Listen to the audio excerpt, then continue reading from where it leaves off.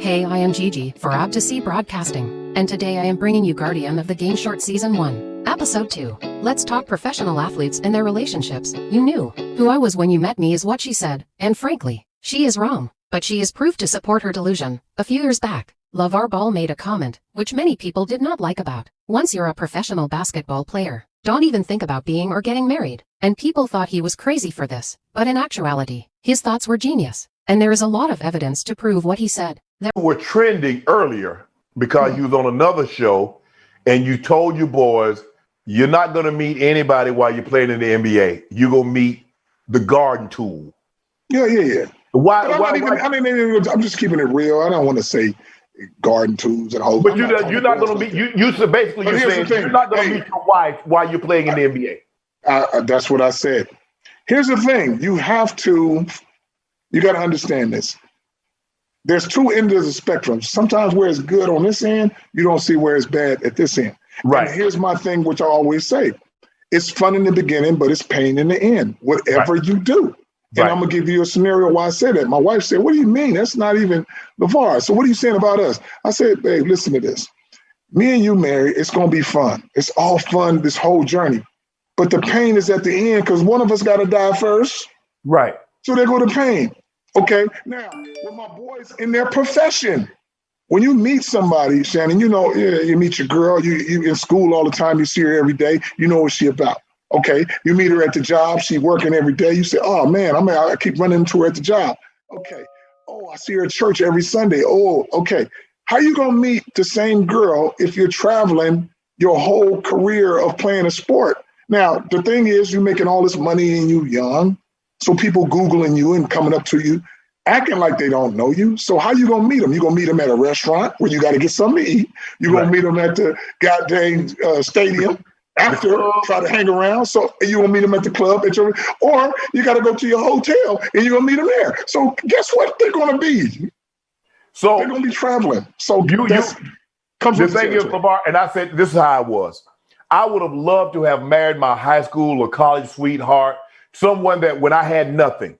Right. I can honestly say I had absolutely nothing. I was even embarrassed to bring them to my home. That's how little I had. Right. But unfortunately, that wasn't able to happen. And it kind of, because, and I still go through that to this day. Do they really like me for just being Shannon or for what Shannon can provide? Right. And that's where it's at now. That's why you never gonna know. And then check this out. Let's say you go through some things and you meet this pretty girl and she's 30 years old. Right. Or she's 29. Why is she this fine and by herself? Plenty of delusional 304s, as a matter of fact. Most 304s delusional, which is why they do what they do. They want to make $10 an hour, but want you to make $500 per hour. Men are supposed to be men, and they're supposed to treat their women. They have a part to play. It's in the Bible. Like, what's going on? Men want to be taken out and all this other stuff. Like, you a man. Like, be a man. Like a man. Hold on. You want a man in the Bible, so that's a traditional man, correct? Yeah. But modern day women aren't traditional themselves. Why should he be traditional? It's the generation now. What's a traditional female? It's the generation now. Modern day women are not traditional. Are any of you guys virgins? Exactly. Wait. I know that by now you're probably wondering what does this have to do with sports or basketball business? The fact of the matter is that millions of people want a man who makes millions so that they can live as good a life as possible on their dime. And when they are tired because of the laws being so leaned in their favor, when they are ready to leave, they get to take half, if not all, of what is remaining of his money, embarrass him and cause him utter shock and anguish. The fact of the matter is that 98% of all athletes' marriages end in divorce, which comes along with a hefty divorce settlement. Michael Jordan divorce, cha-ching, Tom Brady cha-ching, and most recently, Joe Smith, cha-ching. Which brings us to the subject of our video. Listen to all of the remorseful red flags of deflection and blaming that come out of her mouth. Granted, Joe Smith has had a life of misery when dealing with people, and anything contractually based relative to business or sports specific. He probably shouldn't sign up for anything contractual, even if it is a stick of gum. And just so you know, that marriage is a contract with a rolling clause in it based on and determined by the state either which you reside in or the state which you were married, though.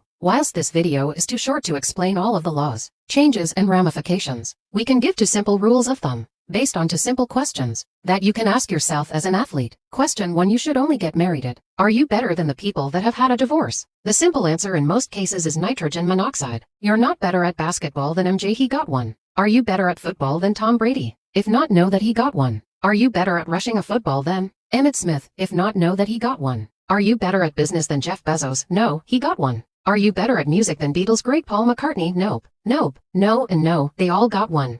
And the chances are, if you are an actual high economic influence athlete, are pretty high as well. With that said, you are likely positioned to win. The highest percentile 95% to get one as well. Simple math. Question 2. The other question is, are you more romantic or charming all or many of these other charming musicians, singers, and relationship gurus? Are you more romantic than R. Kelly? Nope, and he had one. Cha-ching. Are you more charming than Usher? Probably not. More knowledgeable on how to run a household than Martha Stewart? Nope, and she has had two. Cha-ching. One of the strongest case in point examples is for anyone who is questioning the statistical validity of this is Oprah Winfrey. And Oprah, the queen of all females, has never been married. So simply put, if you cannot answer yes to both of these questions, then you probably do not need to get married as an athlete, or play the 3-0 for S extremely loosely. So get you a prenup with some muscle to it. Wait, make it public that any relationship you're in is going to have to sign this, and then see how many groupies are interested in getting married given those conditions. Then, we are telling you this because we don't want for you to end up hemmed up with the wrong type. My experience, the worst people to deal with are the athletes. None of them use condoms, really. So if y'all really want to try to come up off a check off a man, you could just fuck an athlete. They're really dumb. I don't like talking about my history with men I'm dating, I guess until now, because most of the guys that I've dealt with are gonna have more money than you. 35 guys. Okay? Whew. Oh, Lord. Impressive isn't Woo. the word. So if I'm judged for Anybody else need a shot of this? if I'm judged for having great taste, We are in the bar, so help yourself. We got this for the next hour. Until next time, I am Gigi for the Guardian of the Game.